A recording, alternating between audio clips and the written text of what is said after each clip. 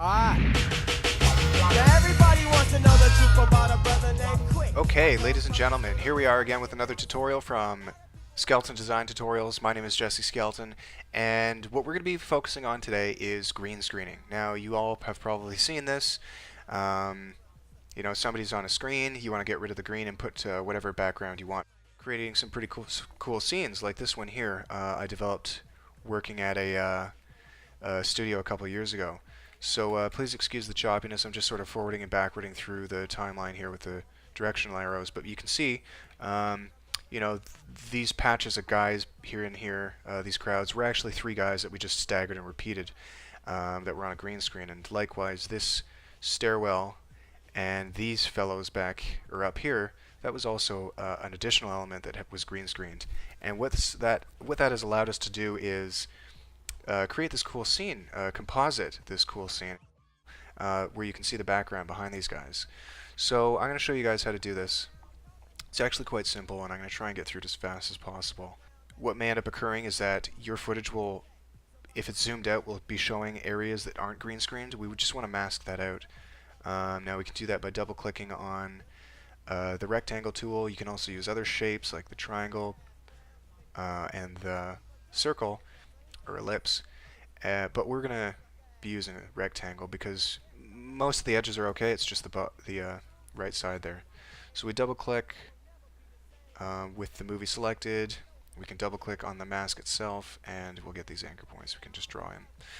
Okay, so we select our movie. You know what, let's just throw in a quick background here.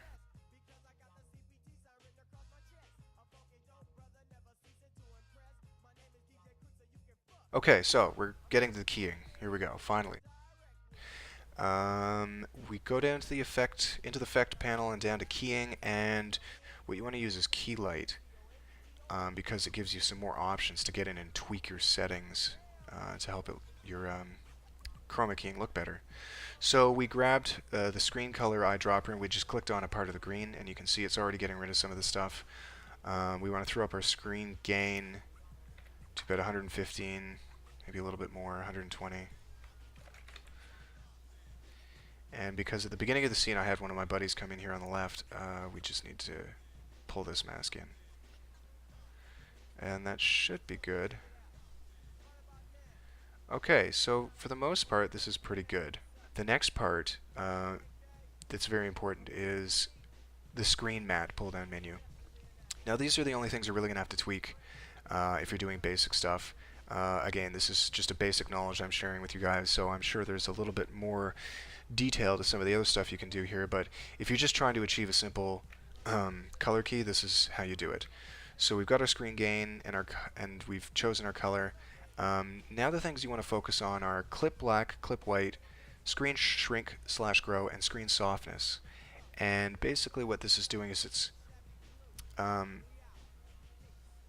it basically works the edges.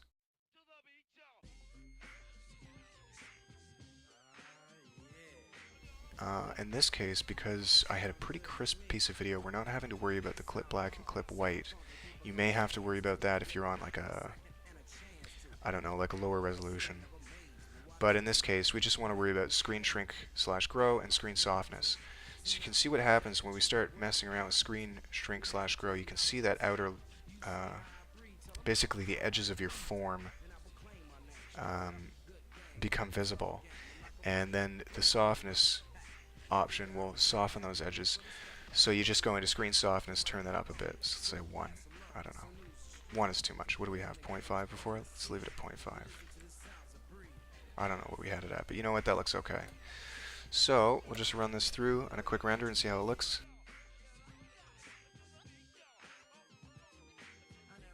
Because I am recording and QuickTime's recording is a little bit funky, this is not playing in real time, but we can see that it's doing a pretty good job of keeping the the color key pure.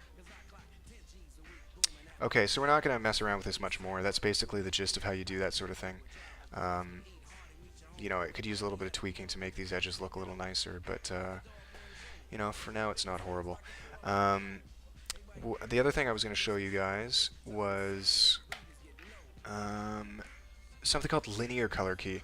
Now you may come across, say it's like a product shot, you're trying to do something really quickly, and you've got either a product shot on a white background or somebody, like in this case I got a picture of a woman offline. Let's just get this up here.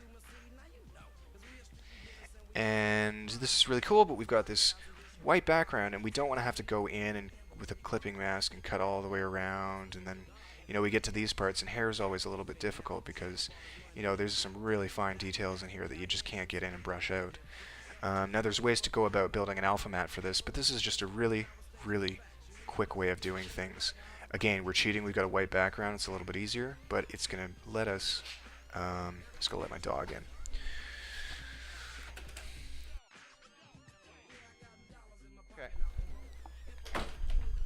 Alright, so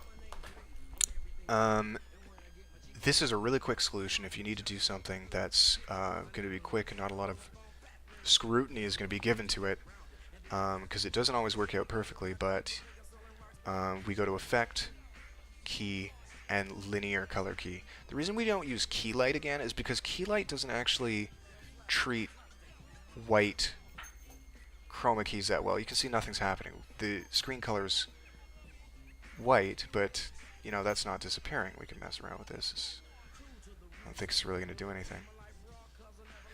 Okay, so key light doesn't work on white. You're going to use Effect, Keying, Linear Color Key. And no, Bella, hey, no.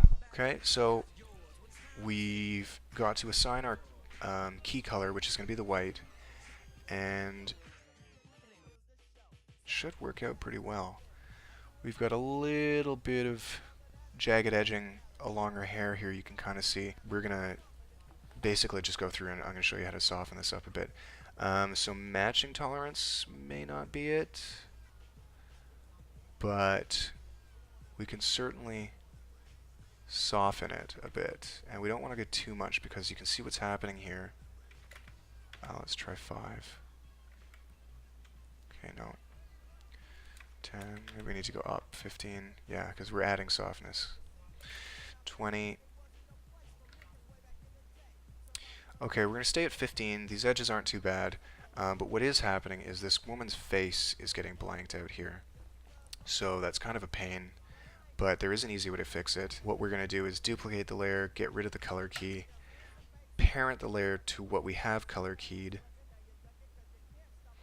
and then we're going to just mask it so we can only see inside. And this doesn't have to be pretty because it's really just on her face, which is the area that is keyed.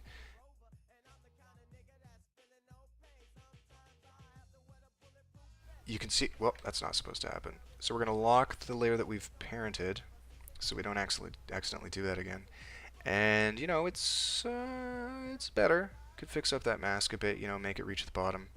Again, it's not perfect, but it's a way to key out white, if you've been wondering. Okay. So, that's pretty much it.